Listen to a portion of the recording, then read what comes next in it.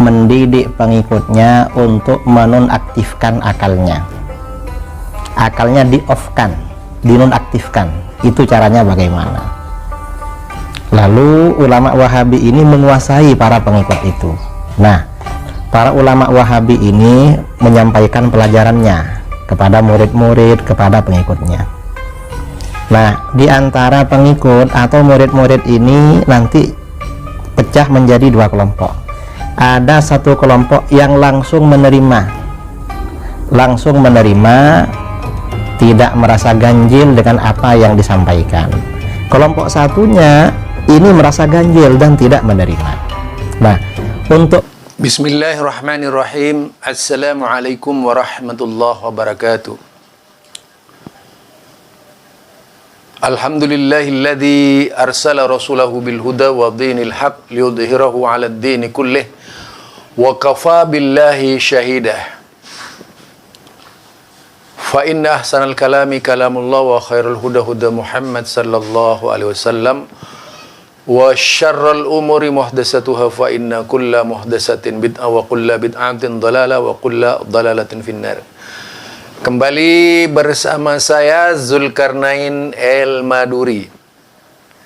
Kali ini yang ingin dibahas berkaitan dengan statement atau pernyataan Idrus Ramli sekitar Wahabi. Ya.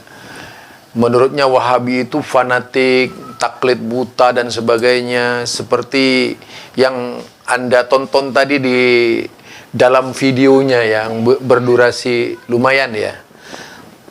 Nah, kalau disimak dari perkataan Idrus Ramli, orang yang awam itu akan mengiyakan, karena yang awam juga fanatik kepada Idrus Ramli itu. Siapa sih orang yang tidak menciptakan fanatisme buta itu?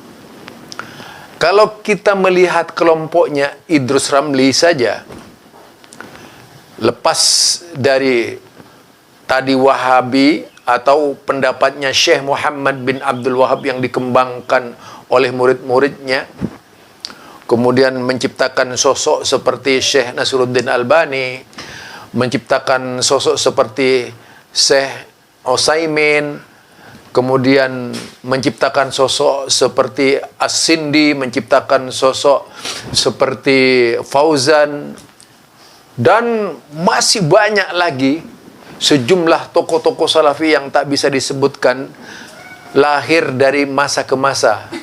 Sejak lahirnya Arab Saudi sampai sekarang, tentu tidak terhitung jumlahnya ulama-ulama yang mengikuti cara berpikir dan orientasi Syekh Muhammad bin Abdul Wahab, yang kelak kemudian ajarannya dikenal sebagai Wahabi. Saudara, itu kalau berbicara Syekh Muhammad bin Abdul Wahab, yang konon menurut Idrus Ramli, para pengikutnya fanatik buta, apa yang dikatakan oleh gurunya langsung mengiyakan. Kita bandingkan dengan mereka sekarang. Bandingkan dengan Idrus Ramli CS yang mengaku sebagai pengikor aswaja, Ahlus Sunnati wal Jamaah. Bukan asli warisan Jawa ya. Ahlus Sunnati wal Jamaah, dan mudah-mudahan tidak menjadi asli warisan Jawa. Atau asli warisan Jahmiyah, atau jangan sampai menjadi asli warisan jahiliyah, jangan. Nah, benar-benar Ahlus Sunnati wal Jamaah, benar-benar Ahlus Sunnati yang menyandarkan diri kepada aswaja yang sesungguhnya, sebagaimana yang diikuti oleh Imam Abu Hanifah, sebagaimana yang diikuti oleh Imam Malik, sebagaimana yang diikuti oleh Imam Syafi'i, sebagaimana yang diikuti oleh Imam Ahmad bin Hambal. Karena keempat imam ini aslinya lahir dari kandungan aswaja, yaitu Ahlus Sunnati wal Jamaah, bukan orang yang lahir dari kandungan asli warisan jahiliyah. Itu yang tidak kita harapkan terjadi dan menimpa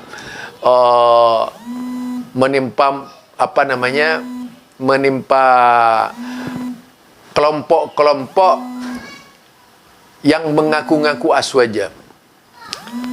Nah, di dalam hal ini kita akan membicarakan apa yang diangkat oleh Idrus Ramli. Kalau kita melihat pernyataan Idrus Ramli tentang fanatisme buta itu, kita bisa melihat kelompok CS dari Idrus Ramli tadi. Bagaimana jemaah mereka ini ngamuk-ngamuk karena fanatisme buta. Kalau tidak fanatik buta, tidak akan ngamuk-ngamuk. Siapa sebenarnya yang fanatik buta ini? Pengikut CS Idrus Ramli atau Wahabi. Di Indonesia tidak ada seorang pun yang ngamuk-ngamuk mereka yang dituduh Wahabi itu. Tapi yang sering ngamuk-ngamuk itu mereka yang mengklaim aswaja. Hampir dari seluruh pengajian-pengajian yang disandarkan kepada Syekh Muhammad bin Abdul Wahab, yang disandarkan kepada Wahabi, pasti menjadi sasaran amuk massa. Terus siapa sebenarnya coba yang ngamuk-ngamuk? Aswaja asli wilayah Jawa atau Wahabi? Inilah yang tentu saja sangat menuntut perhatian kita sebagai seorang muslim. Ya, sebagai seorang muslim tak gegabah menilai orang lain fanatik buta, padahal kelompoknya lebih fanatik, ya. Kelompoknya lebih terikat dan terkungkung sampai tak bisa membedakan mana kebenaran di dalam kelompoknya itu. Yang penting sesuai dengan apa yang dikatakan oleh gurunya. Yang penting sesuai dengan apa yang dilontarkan oleh gurunya. Kata gurunya A, kata gurunya ngamuk, kata gurunya ya tunduk.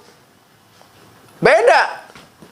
Jadi belum pernah ada dari kalangan Syekh, pengikutnya Syekh Muhammad bin Abdul Wahab di Indonesia ini yang ngamuk-ngamuk seperti pengikutnya Idrus Ramli, yang dulu juga menjadi sponsor, yaitu tukang ngamuk-ngamuk.